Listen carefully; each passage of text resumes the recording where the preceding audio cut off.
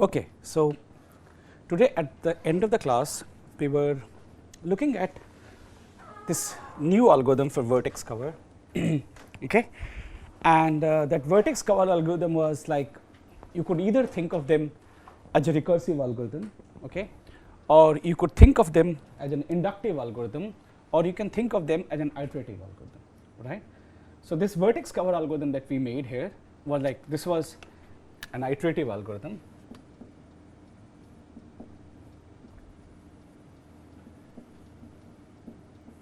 Right. This was recursive algorithm,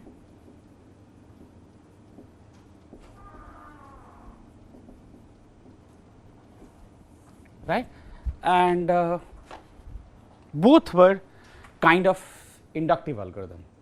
Okay. So, but there was a commonality between them was a compression routine. What is the compression routine? Is that if you are given a k plus 1 size solution, could you come up with a k size solution? Okay. So, let us write down this compression routine, okay, which is at the heart of both all these algorithms. Okay. So, what is our compression routine?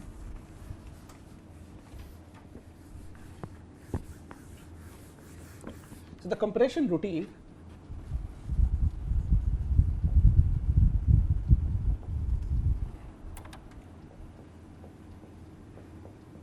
right. So, what is our compression routine? Our compression routine has an input, a graph K, G, a set S and a number K. And what is the property of S? S is a vertex cover of size K plus 1. Okay. This is a property of S. My parameter is still K and my question still remains the same. The G has have a vertex cover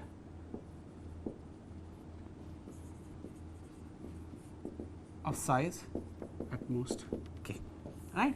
So, this is the compression routine that we were trying to solve, right. So, I have taken out that compression routine from this and written down here, okay, and rest all this methodology of iterativeness or methodology of recursiveness was get to a good compression routine.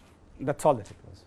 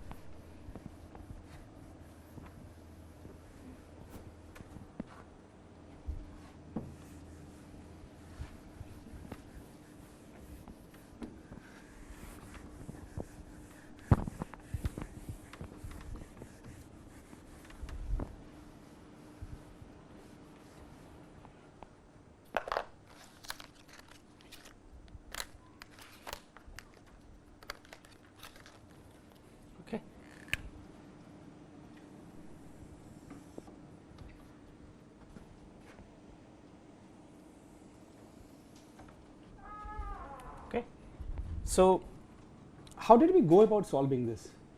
The way we went about solving it is okay, fine, here is my S, okay, here is my S, okay, and suppose my vertex cover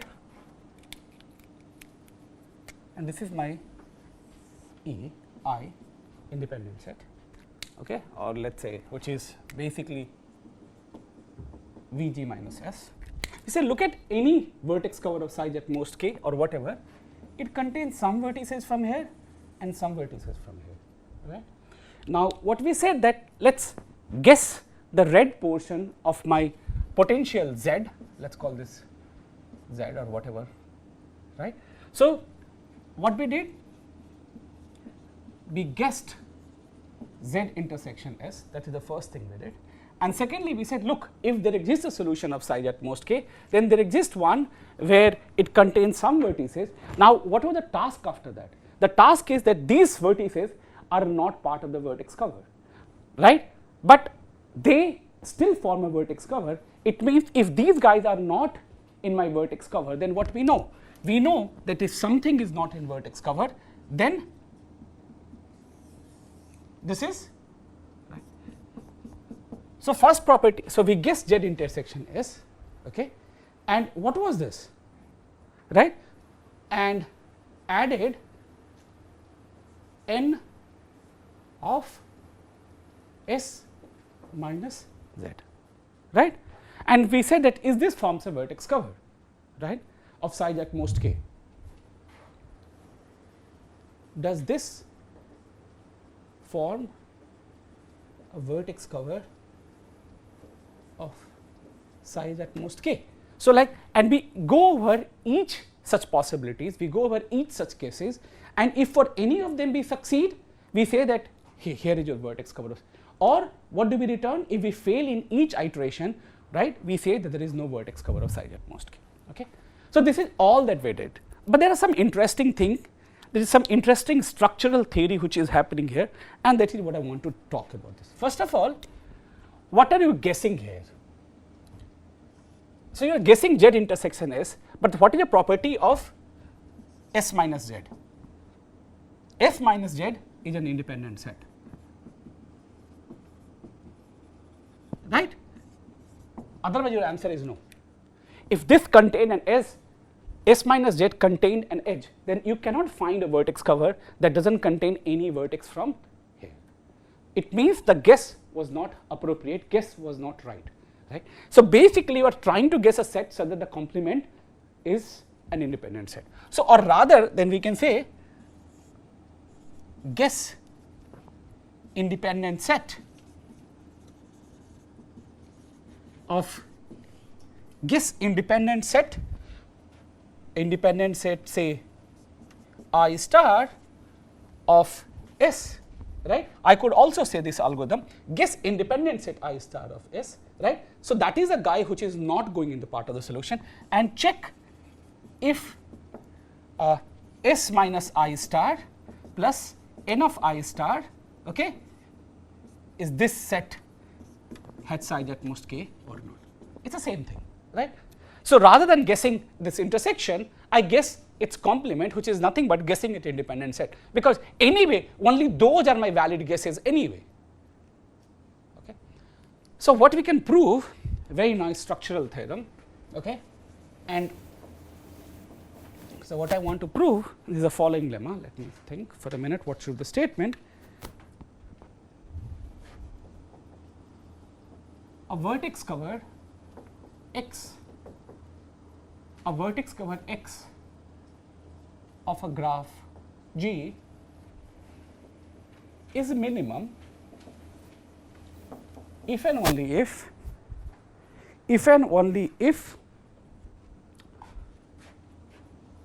for all independent set I star subset of X, what should be the property?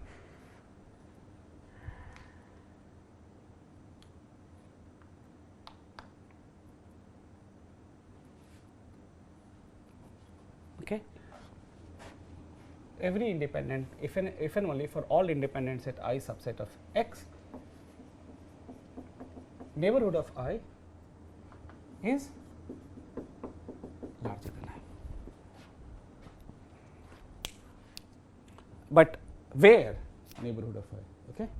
So let's say I would say I'm going to use the word n star of I, which basically means, or rather, what is n star of I will mean? N star of I means neighborhood of I minus X, right? So basically, here is my X, here is my independent set. So these guys neighborhood here, not here, this person. Okay. So this is what it. Okay. So okay. So this is what I want to prove.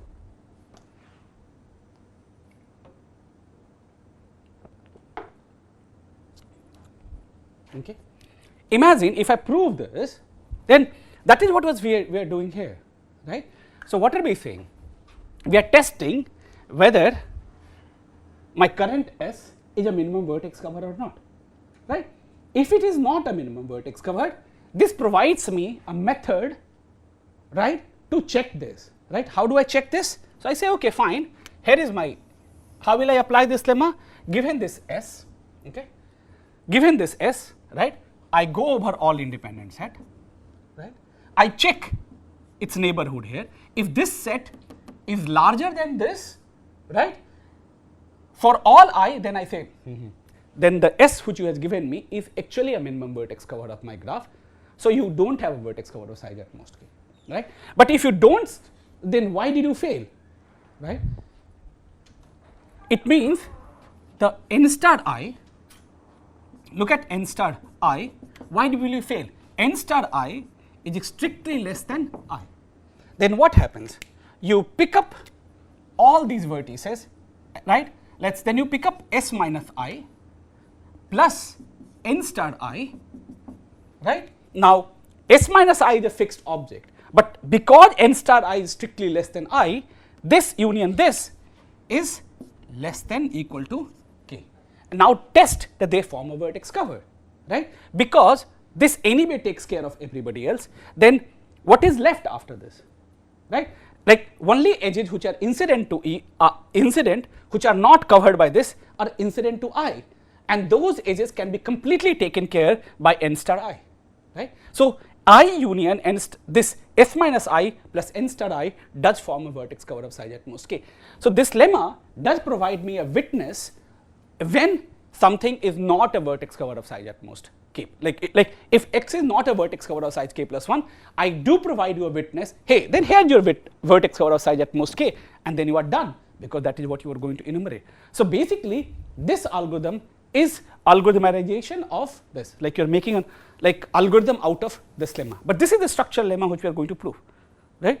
Like we don't need to prove, I mean, what we have done, but like just if you go out and see what was happening in the algorithm, then this is all that is happening in the algorithm. Okay?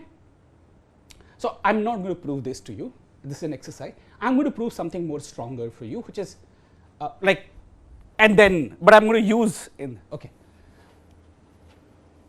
Okay.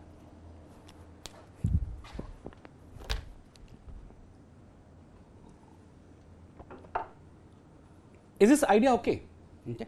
Now let's try to, so this lemma is perfectly fine if we are happy to enumerate all independent sets, right? All independent sets. But suppose I do not want to enumerate all independent sets, but I only want to enumerate a few independent sets, because then if I can show that those few independent sets are few, then my algorithm will be much more efficient, much more faster. Okay. Okay. So now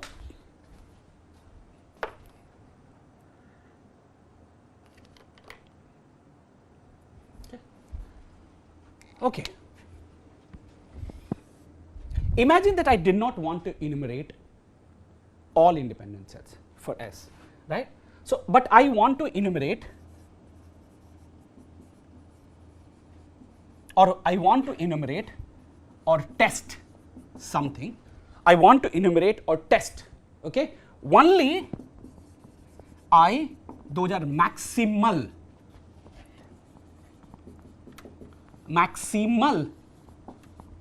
independent sets in graph induced on S, right?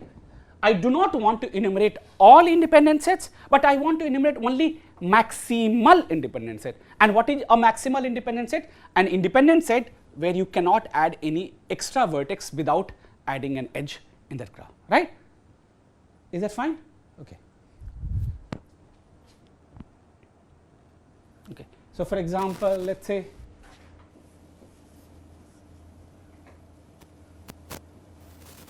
is this a maximal independent set? Yes. Is this a maximal independent set? Because we could also add this. And now you add anything else, it will consume. So this is what I mean by maximal independent set.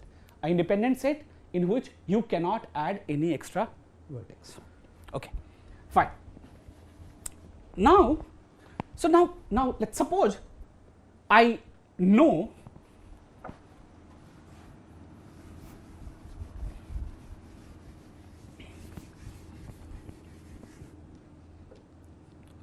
so what I want a theorem of this nature where my testing condition is not for all independent sets, but it is only for all maximal independent sets.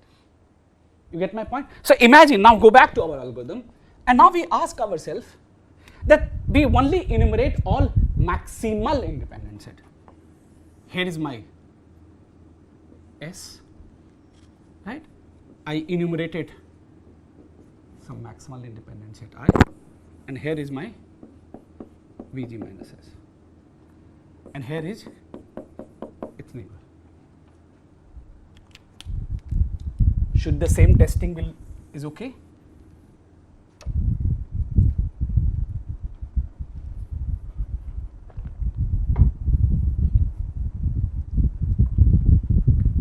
I want to say a vertex cover X of a graph G is a minimum if and only if for all maximal independent set I subset of X, n star of I is greater than or equal to I. Is this enough?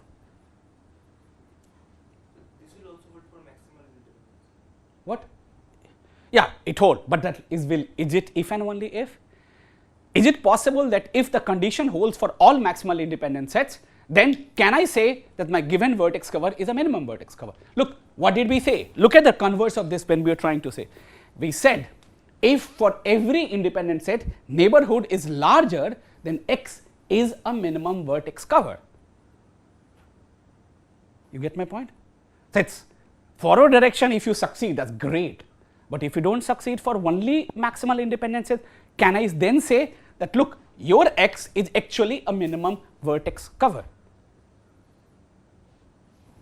So yeah, if this statement is true, of course this will hold. But the point is, if this holds, does it imply that the forward hold? What's the problem?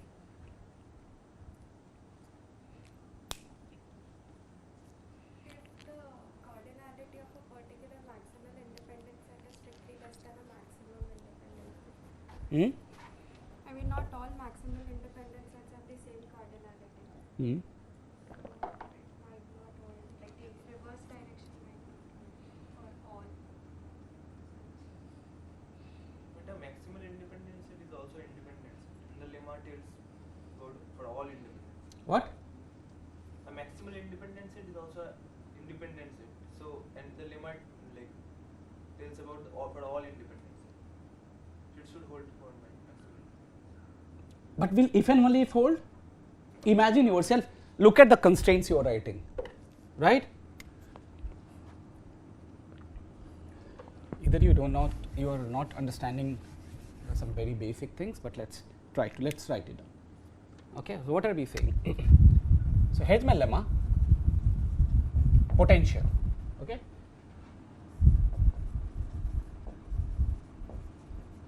A vertex cover X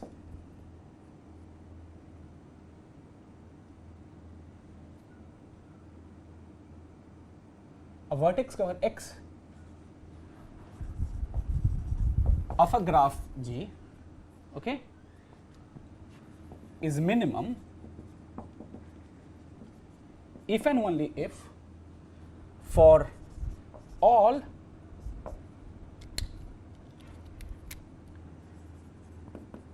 maximal independent set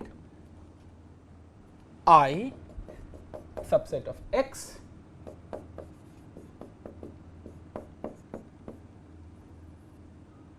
n star I is greater than. Is that what you're saying? That implies this? Backward direction. I mean, here we are checking far many more conditions. Now I have reduced the number of conditions that I'm going to test, and you say that something, if I prove this, it will imply this, but it's not the other way around, right? Right? If I prove lemma star implies lemma, but it's not the other way around. Okay. But because of that lemma, I mean this implies, but that if this is the condition which we are looking for, okay,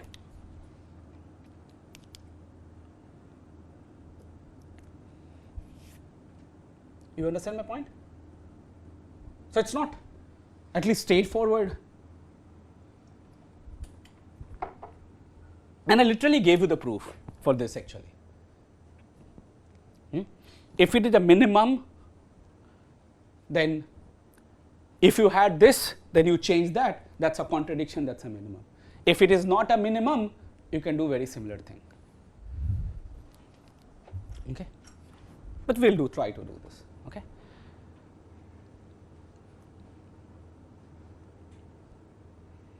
Maybe let me prove this. Maybe it's best to prove this. It will be a bit more illustrative then. Okay, so what I'm saying, what's the for the forward direction? Okay, if graph induced on X contains an independent set I such that n star I is less than I, then what? Then x minus I union n star I is a vertex covered of size smaller than, of size strictly smaller than x, contradiction, right? So forward direction is perfectly fine. Reverse direction, let me show. Suppose X is not a minimum vertex cover, right? X is not a minimum vertex cover, then what can I do? Okay, then I am going to show to you that there exists, if it is not a minimum vertex cover, then there exists an I for which n star of I is less than I, right? That is what I need to show to you. Okay. So now if X is not a minimum vertex cover, okay, let X prime be a minimum vertex cover of G. Okay. Now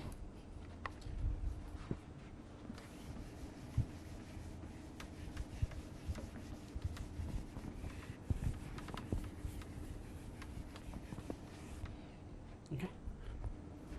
So here is my X, here is my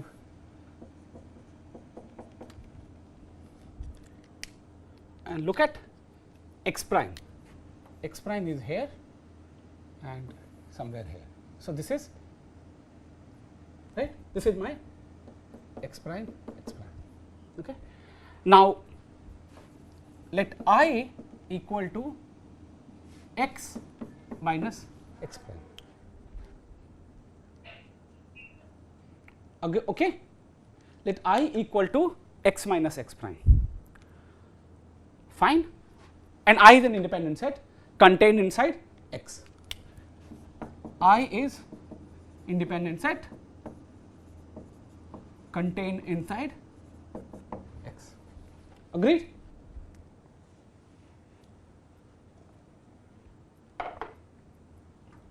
Okay. Now, where is n star of I contained inside? It is contained inside where? It's contained inside X prime minus X. Do you agree? Okay. Now what do we know about? We know that X prime is strictly less than X. So what does that imply? It implies that here it is and here it is, which implies if X prime is strictly less than this, then this, suppose this is X prime and this is X, then this quantity will be less than this quantity because this is common. If cardinality of X prime is less than or equal to X, then the non-common part must be less than the non-common part, which implies that X prime minus X is less than or equal to X minus X prime. Are we done now? Are we done? So why is the n star I completely contained inside x prime? Because x prime is a vertex cover. Where will they be contained in? Look, what is n star I? Its neighbors, right? In here. And it is not part of x prime, and x prime is a vertex cover. Then where are those edges covered? Right? So those edges must be covered here only, no? That's it. Right? And this is an independent set. So yeah. So here, okay. Now what we know that x prime minus x is less than or equal to this. Aren't we done now? Right? Then what we know? N star of I, right, is less than or equal to x prime minus x, which is strictly less than x minus x prime, which is equal to, can't identify. Like some of the neighbors might be present in x prime intersection x also. Present in x prime? Intersection x. Yeah. But what is the definition of n star I? N star I is your neighborhood minus x. It's a neighbor contained inside the independent set. That's what that is why I'm writing n star I. Right? So now what I know that n star I is contained inside x prime minus x, and the size of x prime minus x is strictly less than x minus x prime, which is the size of I. I have exhibited you. You look very confused. Subset of Vg minus x and n star I. What? N star I. Subset of Vg minus x. What are you confused with?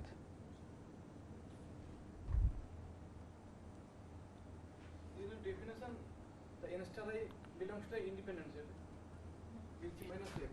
It's n of I, whatever I is, and you remove the x vertices.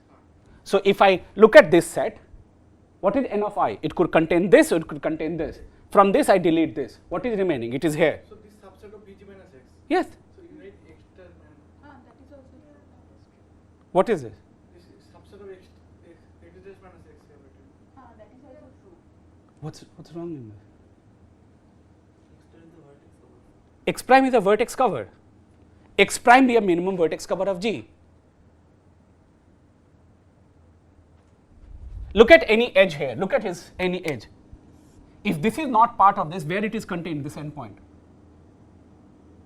Where is this endpoint contained in the vertex cover x prime? Look, x prime is a vertex cover, so it covers endpoint of every edge, right? You still look very confused. So look at this UV. U is not there, then where is V? V is in x prime. Okay, x prime is the rate part, the rate part. Yes. Yes, sir. No, I Okay. So that's it. Okay. So, I mean, we don't need all this understanding, but if I want to improve this algorithm, I need to have this understanding that what is happening. What else can we do?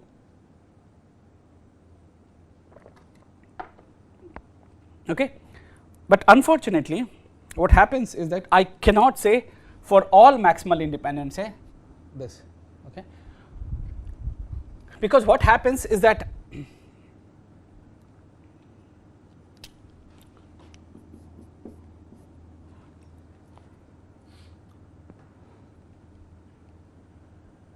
let's see, can I come up with a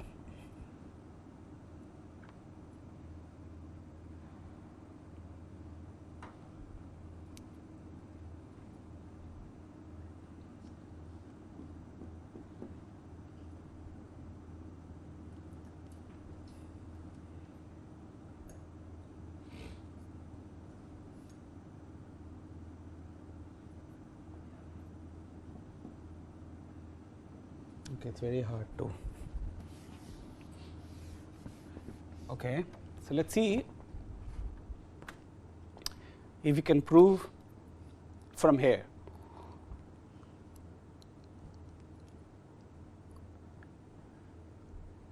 Forward direction is fine. It's a reverse direction, right? So the reverse direction, let's see what happens. Okay, let's try to prove. Okay, okay. Yes? So I was thinking we could like take a non-maximal independent set.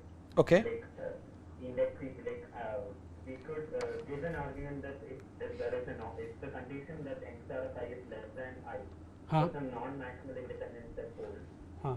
then by adding vertices and making it a maximal, then for the maximal this less than condition should hold. So maybe the proof would Yeah, let's try, work no? in- Let's try what happens. You are right, maybe. So, so if I is not a maximal independent set, and the condition that n star of I is less than I hold, then if I take Oh, you want to show that if this happens, then this implies for all independent set I is subset of X, okay, for all I prime subset of X, n star I prime is this. Is that what you are saying? yes, sir. Okay.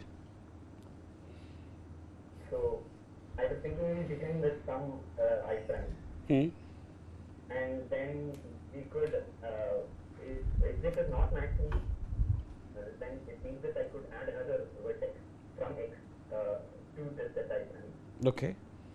And I was thinking the claim would be that whenever I add one more to I prime, the size of n star of I prime should increase by at least one. Size of entire. I'm not very sure about that, but like. This I has only, you are adding to the set has only neighbor in that X set. Mm. May not increase.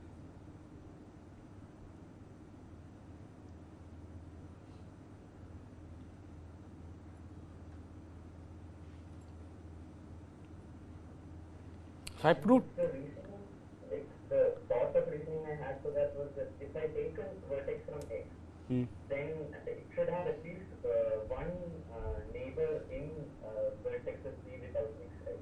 Because otherwise, then the single vertex itself is a maximum, so it won't be a maximum. So is it this fine? Okay, so let's see what he's saying.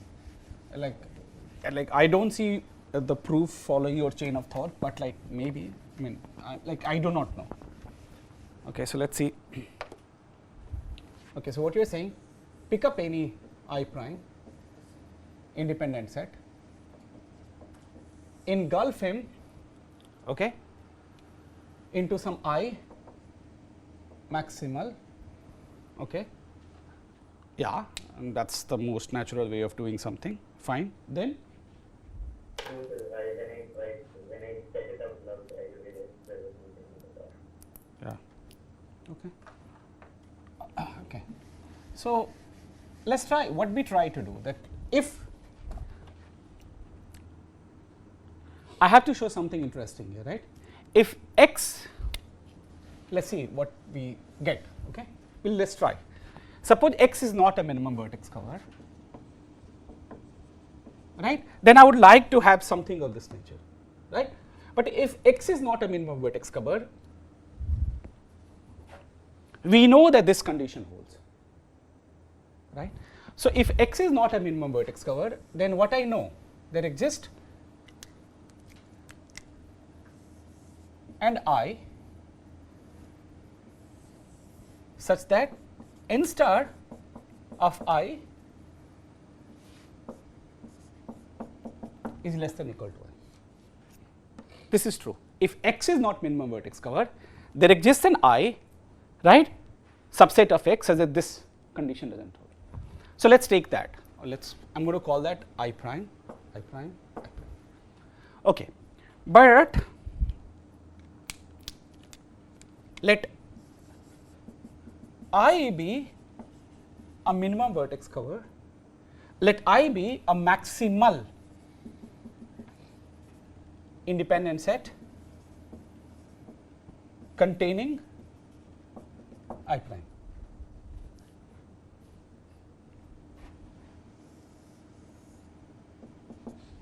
Is that fine? Okay.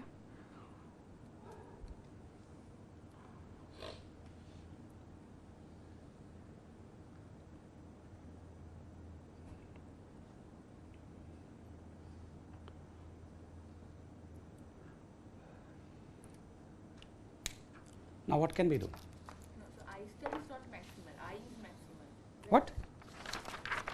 The I star we have taken, that is any independent set. I prime, sorry, not I.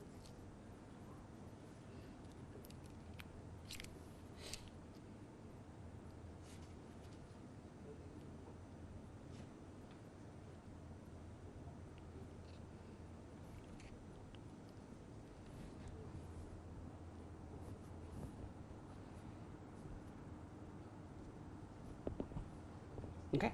So like from here, inferring, right? From here, inferring, like this is the natural approach. From here, if I wanted to infer from what I would like to, I mean, this is how I'd like to do. I want to infer from here, what is that? Hey, that oh, this implies n star of I is less than I, right? This is what I would like to do. But unfortunately, I don't know how to do it. But I can. But let's observe something interesting. What is happening? Okay. What is happening is that look at the bipartite graph. Okay. Look at the bipartite graph consisting of, suppose this is n star I prime. Okay. Look at this bipartite graph. Why this is a bipartite graph? Because this is an independent set. Why this is an independent set? Because of our construction, right? So this is a bipartite graph. There is no edges here. This is important. And now notice what is the property of this is that if I take this set of vertices and this set of vertices, this guy is smaller than this.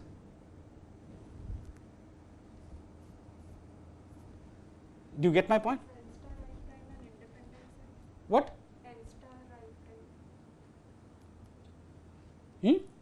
Because it is in this case. What is this?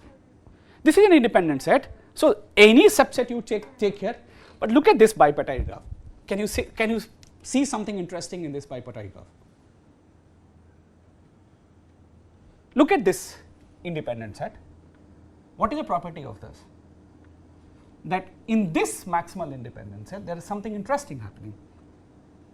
This set and this guy had size what? Okay, so let me write down I minus I prime, okay, I minus I prime plus n star I prime. I want to say this is strictly less than I.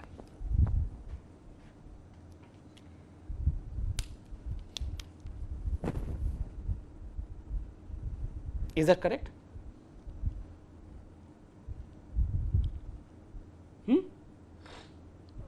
Why? Because n star I is strictly less than I prime, right? Which implies that this is strictly less than I. So what does it imply? In this bipartite graph, I is not a minimum vertex cover, right? So from here, what can be inferred? That this implies I is not a minimum vertex cover in graph induced on I union n star I prime. I have a question. We know that n star I prime is strictly less than. So is this the neighborhood of I prime or I? Neighborhood of which one? The independent set below. That's a neighborhood of I prime. I prime. Yes. I just said in this bipartite graph, right? I union and look, I can tell you, no, what size of the bipartite graph I mean.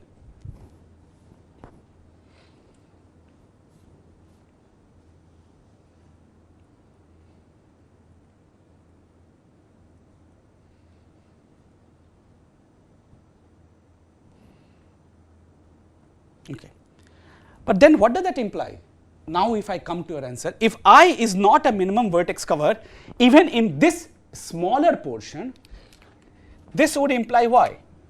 That I is not a minimum vertex cover in graph induced on I union n star I.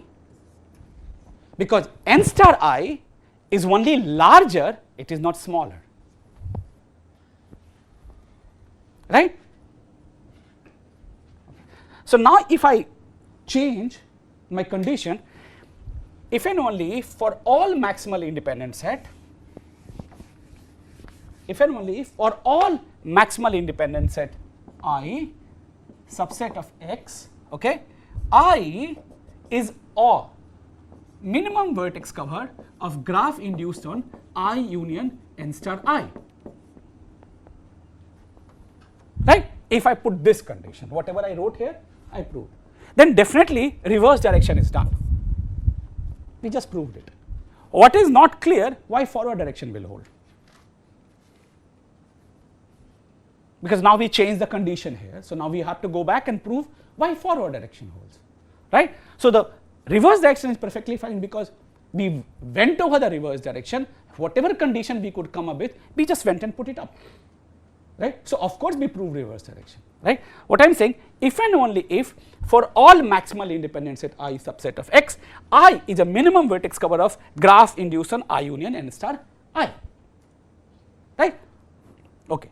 So this holds. Now why forward direction holds? Let's see if we can make this proof here.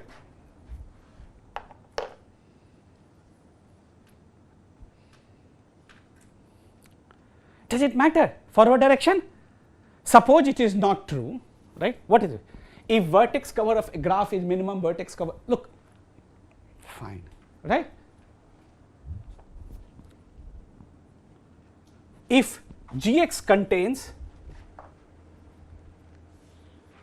a maximal independent set I such that, let's see, I such that what happens? Maximal independent set I such that what we want to say? Look at the such that I is not a minimum vertex cover of graph induced on I union n star I, okay, then contains such that let V or let W be the minimum minimum vertex cover of this graph, okay. So now let's see what happens, right? Now what happens is this is my x, this is my remaining graph. I have found a maximal independent set and here, right? Now I will definitely pick all these elements, right? Then what edges are not covered?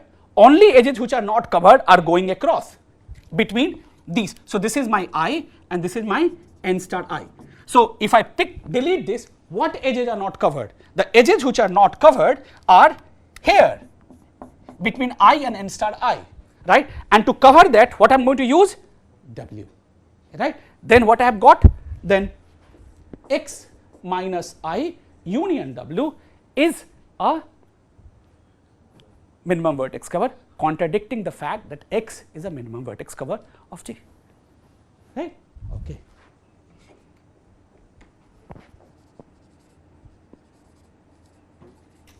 Contradicting that x is a minimum vertex cover of J.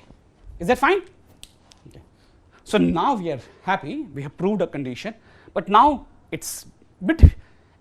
we are demanding bit more from the algorithm. We are asking that, hey, I'm going to enumerate. So if I give you this, I have to test this condition now, right? I have to test this condition. This is my testing condition.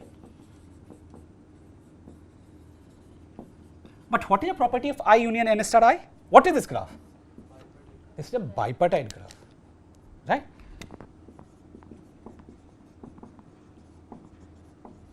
In which, in order m root n time, I can compute as x, that is a vertex cover, okay? That is a minimum vertex cover. Check if cardinality of x equal to cardinality of I. Done. So I can test whether I is a minimum vertex cover or not. How? I compute on the minimum. So I know the size. If that size is equal to cardinality of I, I'm done. So this subroutine, which was much more easier before, it has become slightly difficult, but still it is polynomial time. So I would not care about it. Okay. So what is our algorithm now? Given Does we like need to do like m root n or like, or we can easily do that like, because I is that like inside this thing. so But this algorithm is more general. Like, this is a algorithm to find a minimum vertex cover in bipartite graph. but You could get any bipartite graph, no? yeah, but this I like I is there and instead I is here. How so? That is why it's a bipartite graph. Yeah, no, I am saying that like, does we need that power to do this checking, or we can like I actually don't know how to do any way other. It's just a normal bipartite graph. How will you find other minimum vertex cover? It's just an, I could get you any, you give me any bipartite graph you can think of, I can hide it here. Right? So you actually need all the power of this, but it is not very much. I mean, what is that? I mean, this is like some augmenting path algorithm. This is not something which is, yeah. It's just that you can't do greedy. I am saying that like if we can like exploit this thing and like get lower polynomial. You cannot, you shouldn't be able to exploit it. This is exactly what my, I mean, what do you mean by like m is number of edges, n is number of vertices. Now, in this case, whatever is the number of edges and number of vertices, you should be able to put that. So that's okay. But why I can't exploit it? Because you give me any bipartite graph you can think of, it's possible that I can get that graph between these two, right? So I wouldn't expect that you should be able to do, I mean, of course you can do better by hiding the terms, like, oh, number of vertices here is only bounded by something, right? So I can write it as some polynomial function of k, but I am in the midst of that, I am indeed running this algorithm. It's just that I can write the running time of this algorithm to look nicer. But am I not running this algorithm? That I don't know how to do it. Either you run this algorithm or you run some LP or whatever, because it's a bipartite graph. So you could do any of these tricks. Okay, but beside that, so now what is our algorithm?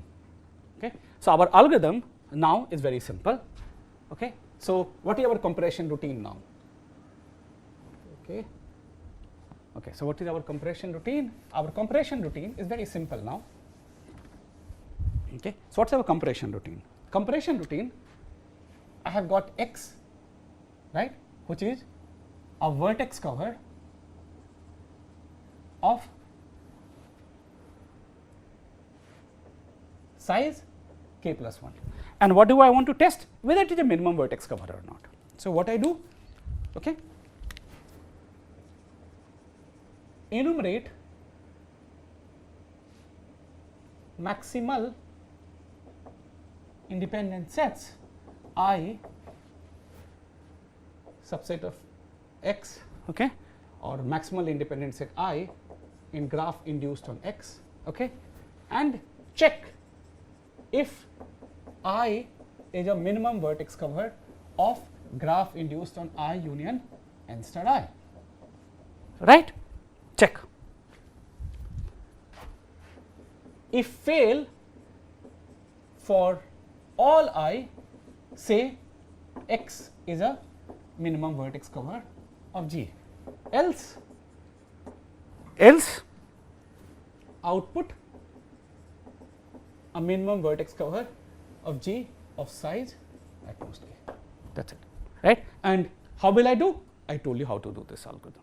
Okay? So this is my algorithm. So okay, I test this, it fails, I take this and I take this and I output it. So this is all that I do my algorithm. Now the running time of this algorithm is upper bounded by what? Running time of this algorithm is upper bounded by okay. So I will leave this lemma, I will remove the proof because we don't need, okay. Okay, so let me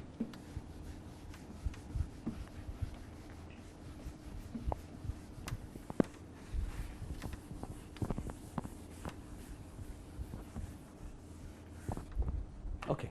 So what is the running time of this algorithm?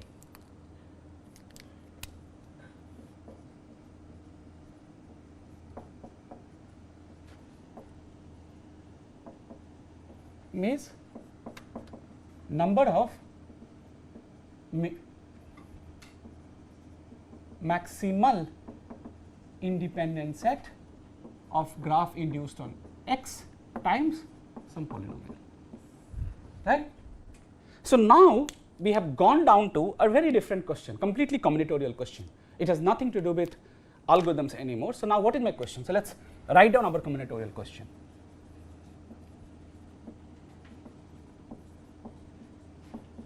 Okay. How many maximal independent set a graph on n vertices has?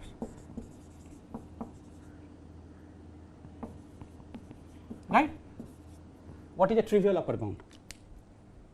Any graph on what? How many like you can have as a function of n? One trivial upper bound is 2 power n. If you can do better, then this will imply a better algorithm, right? Okay. So what do you think? Can you come up with a family of examples, family of graphs where this bound could be non-polynomial? Could you come up with a graph, family of graphs? Of course, at least come with one graph, right? So when I say that number of maximal independent set in this family of graph are exponential, not polynomial at least.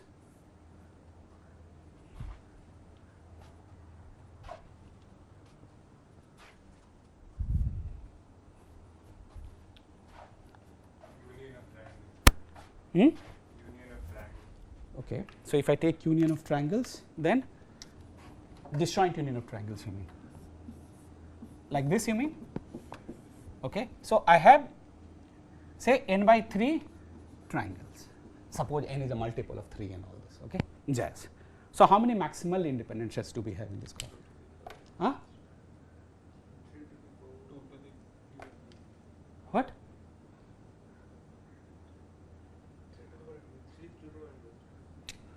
Is that correct, Pratik?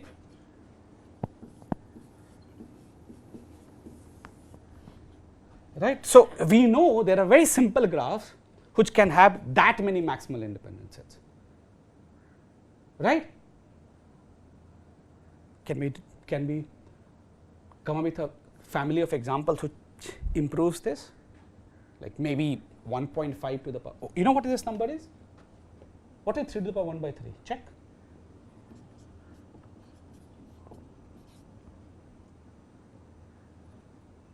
So I'm asking, can you come up with a family of graphs where this bound is more? Like highest you can reach. Can you prove this? What about collection of cycles of length more than 3? Yeah, but it will reduce. For 3 it is like reach the top. You mean clicks? No, collection of just cycle, 5 length cycle. So But then how many, first we have to compute how many maximal independent sets each individually 5 length cycle will have, and then we have to power it up. Am I right? Because a 5 length 5 to the power n by 5 is very bad, right? So suppose you had a 5 length cycle, but a 5 length cycle could have 2 at least maximal independent sets, I think, or it is a unique maximal independent set. No, there should be more. Look. Okay, so if I, okay, so now I'm going to rub this because I'm done. I have written my algorithm, and now we are going to do combinatorics.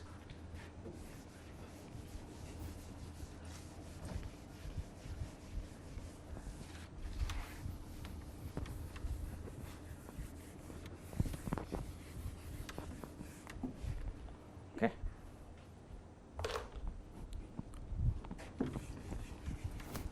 I learned how to do research from this problem. So, okay. So you wanted a 5 length cycle, no? Okay. So suppose I pick this up, then definitely I can't have this, right? So I can, if I have this, then either I can have this or this, 2 options, right? So let's say A, B, C, D, E. So if I pick C, then either I can have CA, CE, right? Similarly, if I choose B, how many ways can I have? If I choose B, then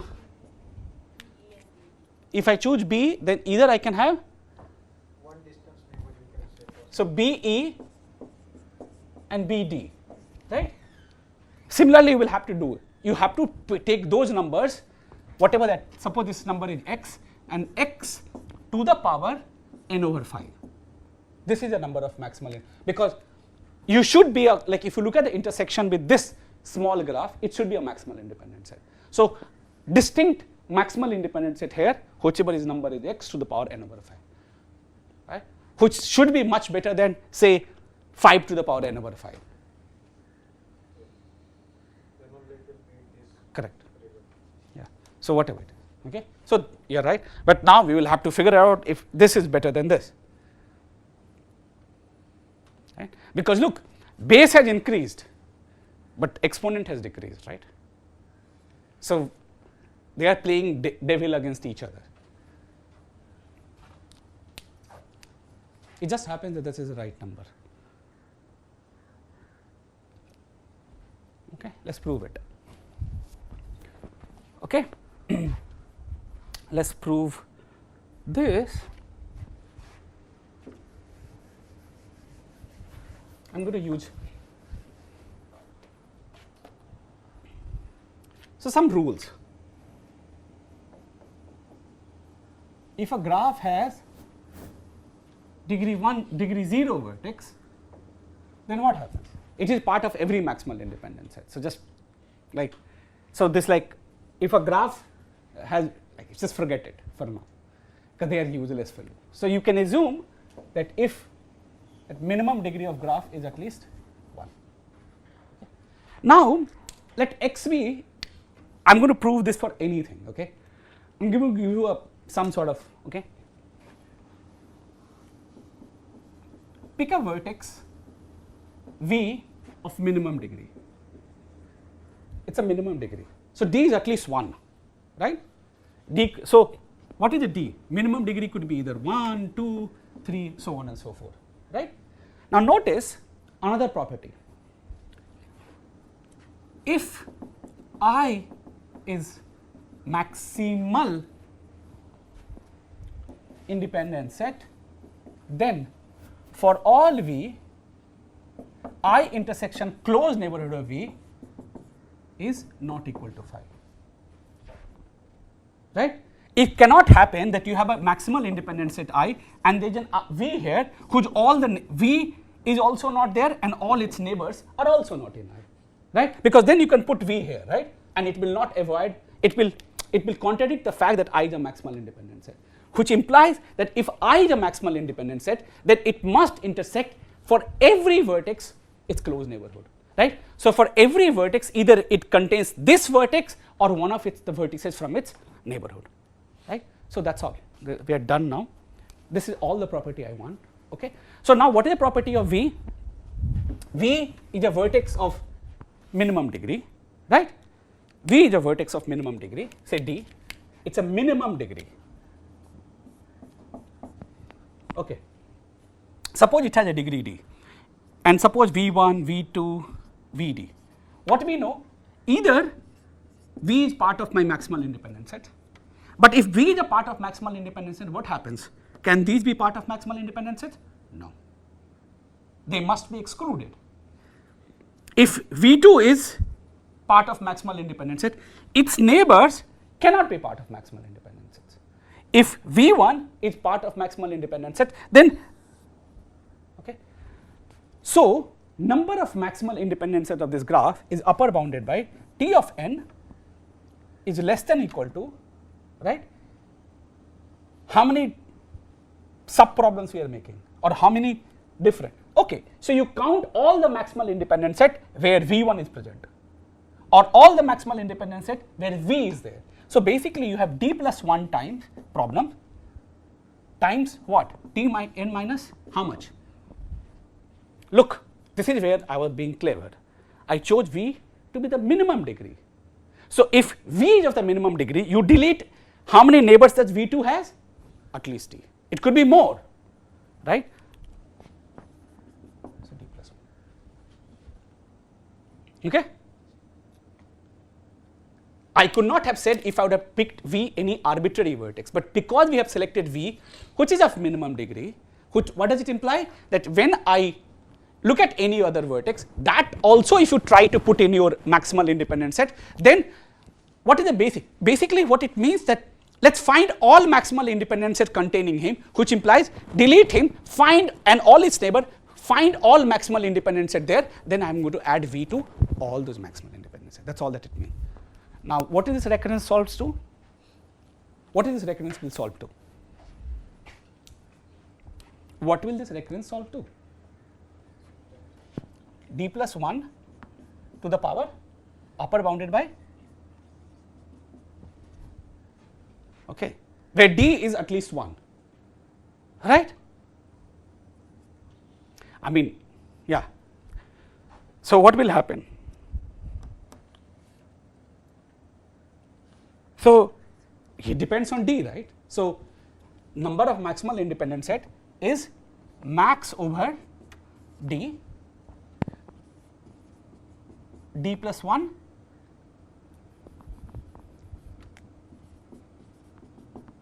right? It is a max over this of this function. When is this function maximized? E power, so forget about n, right? So, when is the function f of x, okay, it's like x plus 1 to the power 1 over x plus 1, right? So, this function is maximized at e to the power e, okay. So, it is between 2 and 4, you check, okay. So, this is maximized at 3 to the power n over 3. So, for D equal to, that is it, right. And I also gave you an algorithm to enumerate them. I am not saying that I can, look, it is possible, like this is the way I will enumerate all these maximal independent sets, right. How? So, for the remaining you compute all maximal independent sets, and then how will I enumerate for this? I will find the bucket of this, bucket of this, bucket of this, and then in each of them, in the bucket which has come with deleting V1, I am going to add V1 to all of them. The bucket which I am going to have obtained by deleting V2, in that bucket I am going to add V2, so on and so forth, take the union, output the maximal independent. Look, this just provides an upper bound. So, you will, you know the graph could have much less maximal independent set compared to the upper bound provided by this, but you are guaranteed that the list of maximal independent set that you will enumerate is never going to be more than this number, okay. So, what is the running time of our algorithm now?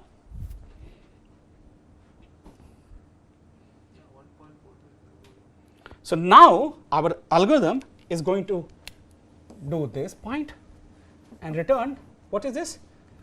3 to the power k plus 1 to the power 3 n to the power big of 1, okay. So, this is our first, so what is this? It is going to be something like 1.45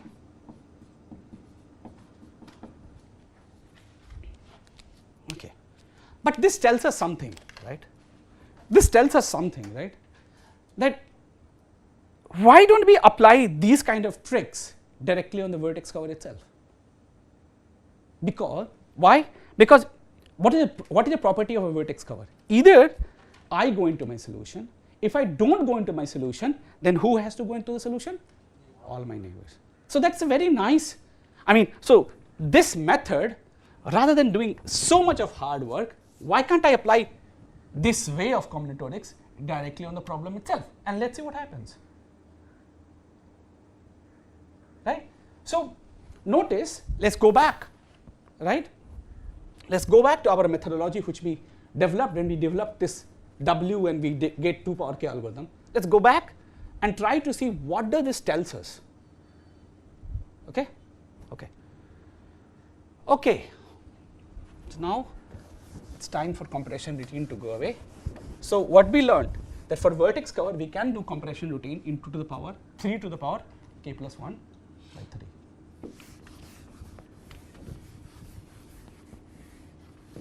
Okay. Remember this fact and the proof, it is very simple. You get my point?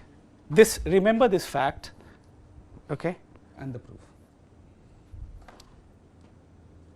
Okay.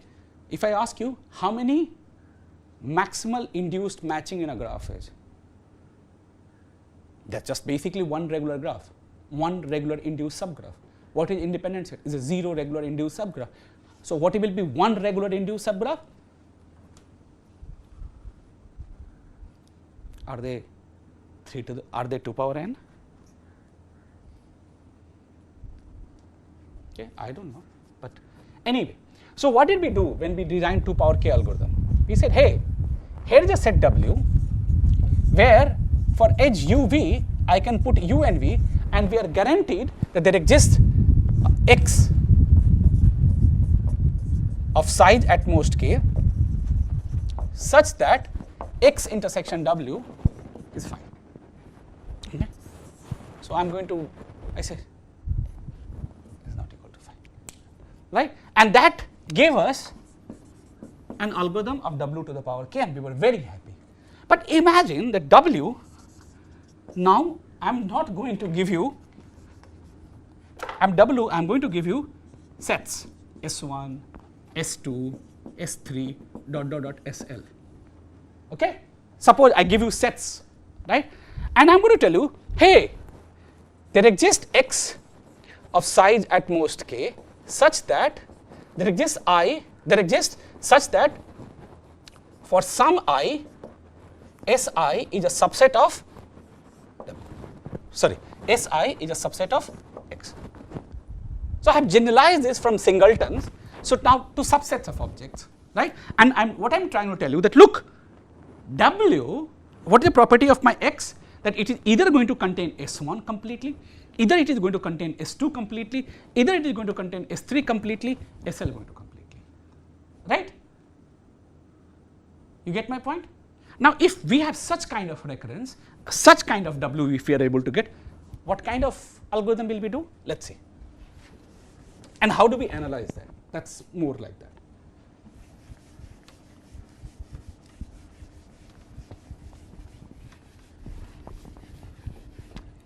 So suppose k is my this. So in how many ways we are going to branch? Right? We are going to branch in one branch we are going to include W1, in other branch going to include W2, in other branch I am going to include WL. Right? So what is the parameter change here? K minus cardinality of W1, K minus cardinality of W2, K minus cardinality of WL. Let's call this cardinalities T1, T2, TL. Okay. So what is the recurrence this governed by? This recurrence is governed by T of k is less than equal to T of k minus T1 TL. Okay. So there are, of course, there are generating function way of solving, but one very easy way of solving is, I said, look, I don't know what this Tk value is. Okay. Suppose T of k solves to some x to the power k. Okay.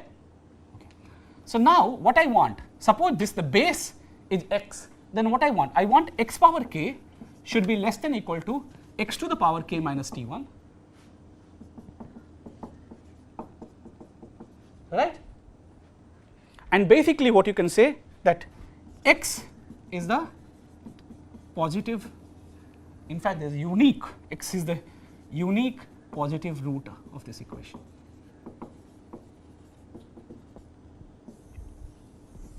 Okay. And how do people solve it?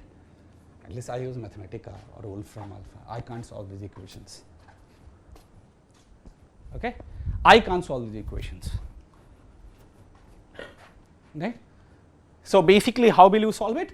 So I will get to, we will solve one or two of them, don't worry. Okay. So for example, what happens when you do Fibonacci? Not Fibonacci, or yeah, Fibonacci, right? What recurrence do you get? What recurrence you get for Fibonacci? So it's basically, so suppose if I applied my method, what will it imply? X power n should be less than equal to x power n minus 1, something of this nature. But x power n minus 2 I can divide everywhere because that's small, and I'm assuming that x is greater than 1. So what I'm going to get? X square should be less than or equal to x plus 1. Solve it. Now you will get 1.618. This should solve to 1.618, right? Because this is basically this is where you get your phi by solving this system. So that's it. Okay. You have a question, Sanjay? No, I don't. Okay, fine. So that's all. Okay. So now, for vertex cover, I would like to go back to this. I said, in the beginning, W was like, all I'm trying to tell you that the idea, you can compound it. You can make it, push it this side, push it that side, and whatever you push, you can do this. So what could be a very nice strategy for a vertex cover?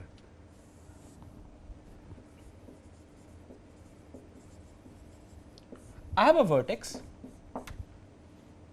U, and it's, so what is the potential W? U, is that fine? Either U goes in the solution or N of U goes in the solution. So this is my W, right? So if you do not pick U, you have to pick all its neighbors because that's a vertex cover. Is that fine, Pratik? Okay. So now let's try to do what happens. So what will be my natural study situation? Is that notice that larger the NU is, smaller the K becomes, because you have been able to make decision on large number of vertices. So what's the natural strategy to select a vertex U? This side, it is anyway going to drop by 1.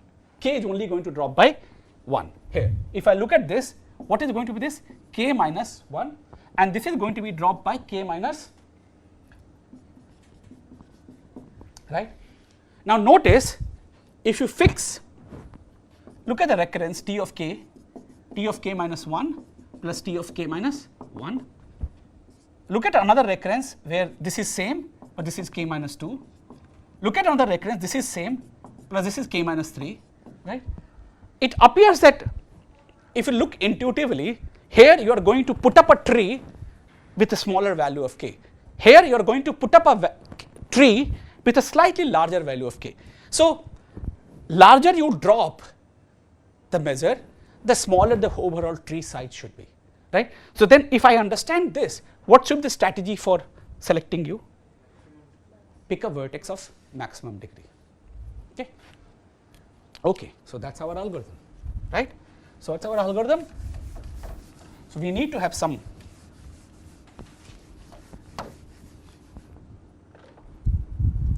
so what's our algorithm? So I will have left, pick a vertex V of maximum degree, okay, maximum degree, right, maximum degree, say D, and then recursively find a vertex cover in, find a, so now rather let's write it down.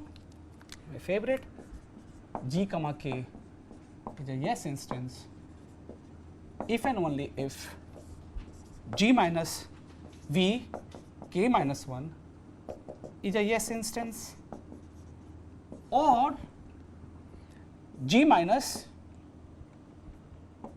closed neighborhood of V K minus open neighborhood of U is a yes instance, right?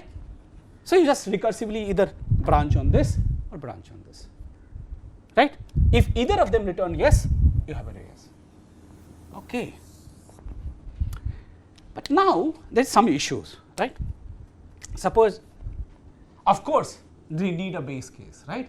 So if G has no edge and K is greater than or equal to 0, return yes. Right? Okay. If G has edge and K is less than or equal to 0, return? I mean some base case. But there are some bad things which is happening in this algorithm. What is a bad thing which is happening in this algorithm? Imagine that I branch on a vertex V of degree 1. What happens then? What's a branching? degree 1, right? Then u is singleton, n of u is also singleton. Did we get anything? No. It's like 2 power k algorithm, right?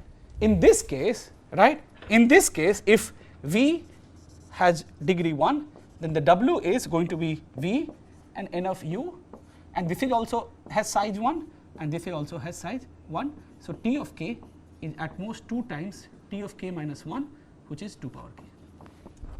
But if a graph has maximum degree 1, do I need to branch? Can't I solve the problem in polytime? Right? So I should apply this only if, right?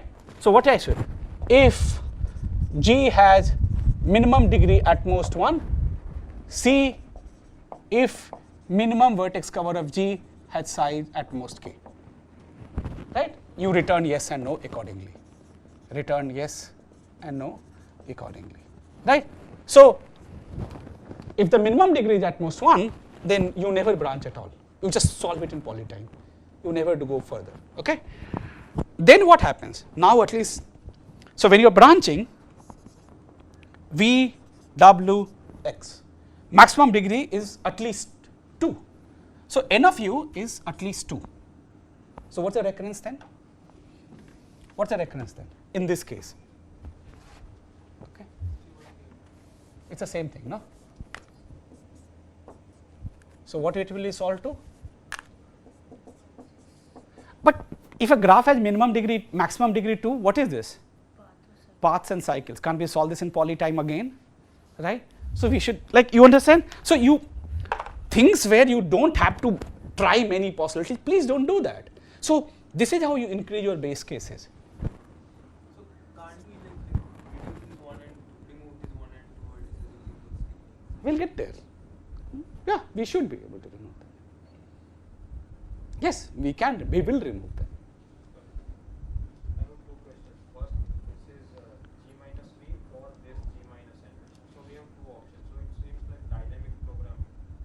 So No, when I say this or this, you try to find recursively this solution. If this returns yes, you return yes, or then you move to this recursive solution. If you write down the program, how will you write down?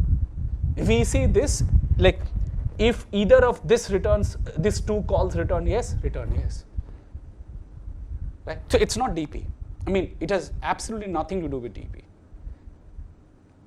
think we will continue on both paths, then at the end we return that this path is not okay. So let's Yeah, so what happens when you do a recursive algorithm, you always go just to one path.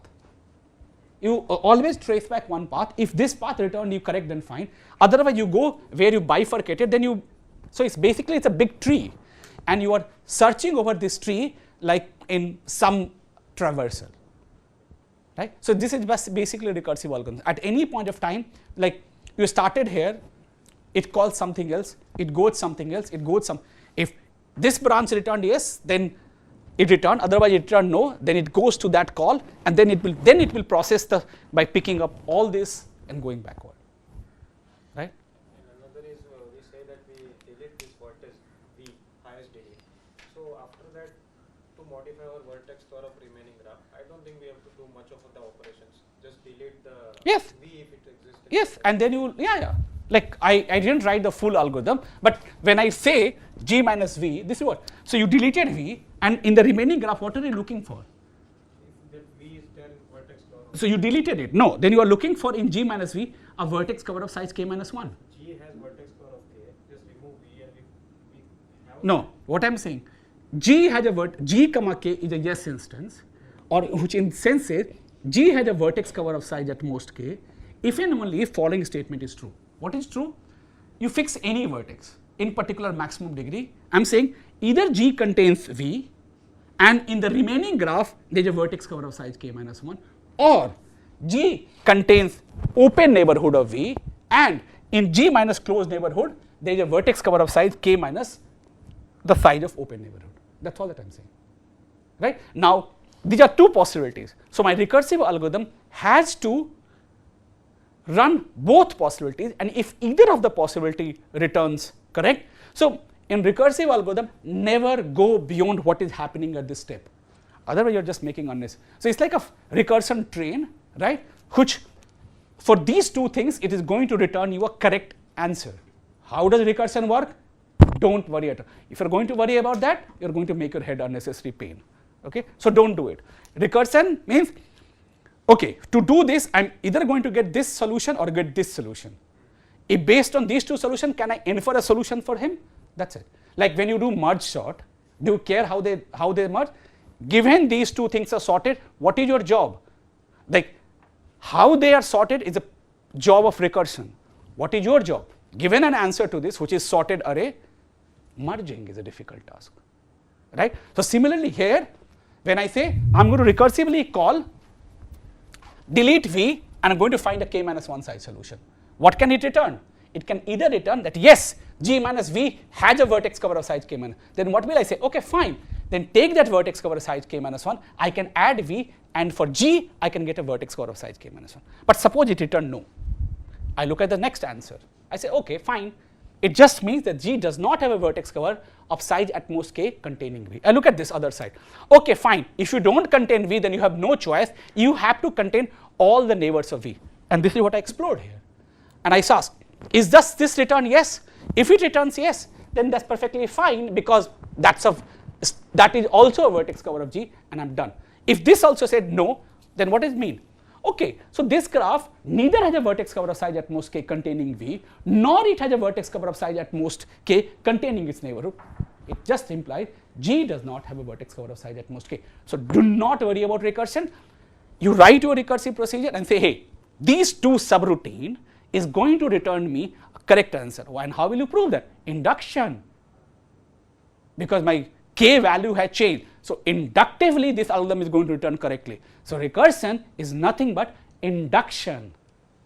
So proofs are just obvious in recursive algorithm, right? So inductively these two subroutines has returned correctly, or has returned a solution as desired. Based on that, is my solution correct? Yes, because for this solution to be correct, all I care is that my capital W, which I was trying to construct, must, any solution contains either this possibilities or that possibilities, and both I have obtained from my recursive solution, and that's it. Does that help, Kushal? Because in dynamic we have to exploit every case. Yes. But here if we get in one path we get yes, then we are not bothering. Don't go about path at all. Like again, don't, I mean, if you are going to you will get over it. You will understand at some point of time how recursion works. But the best way to understand recursion is to not understand recursion at all, except that here is I'm going to call myself on this and call myself on this, and they are going to return me correctly. Don't think beyond that. Like if you start to think what is beyond stars and this and that, you're only going to confuse yourself. Calculate our complexity we have to. No, that is why recursion, that is why exactly why my recurrences are. Do you really bother about when you write recurrence for merge sort? You write T of n, I'm going to call recursive algorithm on 2 instances of n by 2 size, so 2 times T of n by 2. Did you bother about it? Then? We even take approximation for. No, I mean, forget about it. In the expression, did you bother about it? That's all that matters. Don't overcomplicate things, Kushal. Just keep it very simple. Running time of algorithm is I just run through and I write my T of n, whichever step compute. If I'm going to call myself, I call myself on what size instance, so T of that plus this. Okay, otherwise I'm spending some more time, then I add that running time to this, and this is all. Don't think beyond it. What it will do, why it will do, this is exactly what this T functions allows me to do. Okay, okay, I will give you many such examples. Okay, so now for this, I did not bother about this, right? But this is why I said, look, what is my running time? My running time is, okay, running time on instance with parameter k is upper bounded by, in fact, this is also not the running time, it is the size of the tree, okay, size of the recursive tree, or whatever you want to call it, okay, or number of times I'm going to call this recursive subroutine. So I'm asking myself, think about it, how many times I'm going to call recursive subroutines? I'm going to call recursive subroutines. Number of times I call on the instances of size k minus 1, that's one. Number of times I'm going to call on how many? On this, plus now I call twice, no? So just add that. That is the total number of recursive calls you will ever make during this algorithm, right? And in each recursive call, how many amount of time I am spending? Finding some vertex, deleting, that is just polynomial time. So if the number of times how many recursive calls I am going to call, if I have an upper bound on that, then the total running time is polynomial time proportional to this, and then I am done. So rather than writing poly n every time, why do I bother?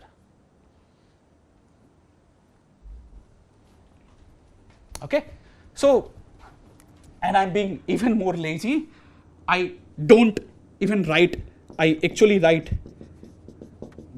some k minus 2 and I don't even write any number here. Okay, I should give you justification why that is perfectly fine with respect to big O.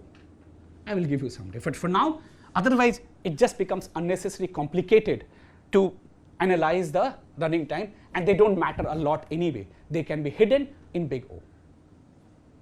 Okay. Okay. So now, what is the running time of this algorithm? Look, the minimum degree on which you are going to branch is at least 3.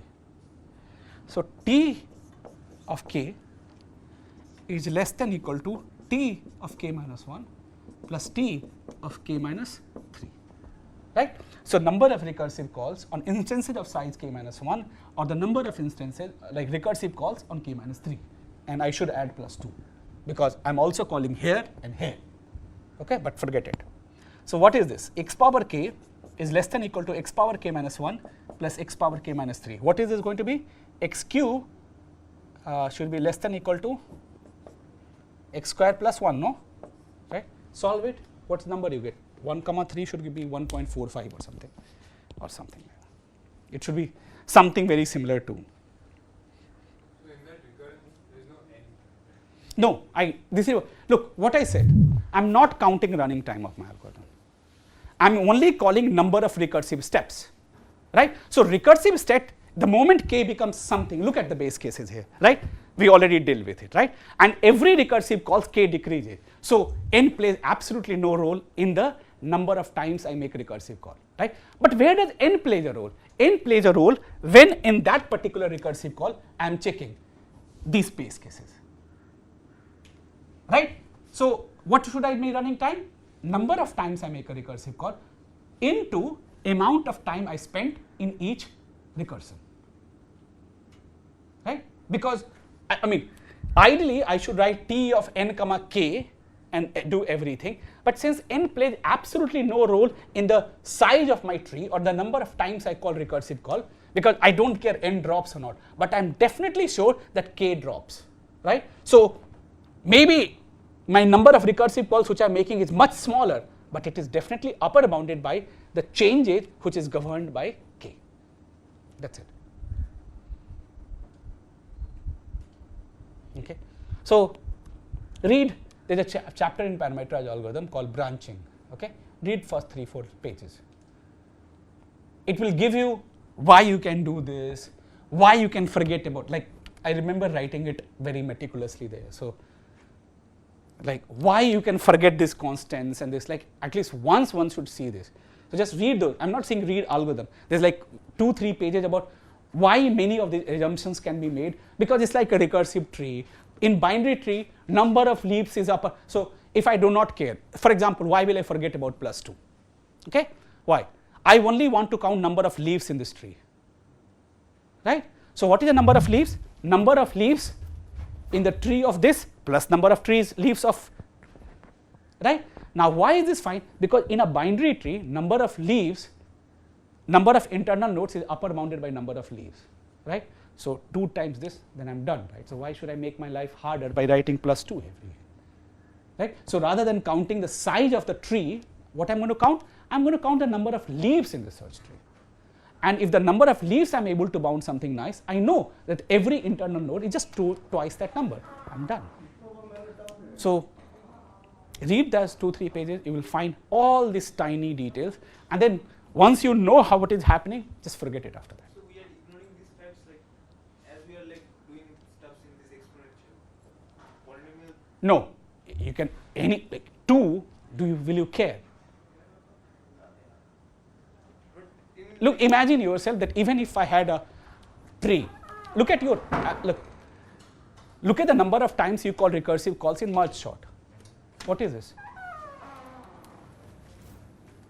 T of n is 2 times T of n by 2. Number of leaves in this tree is how much? Compute this, it will be a linear function. So are you going to call more than order n number of times? But this constant thing is getting this log n factor adding. What is log n factor? Oh no, constant. They are not.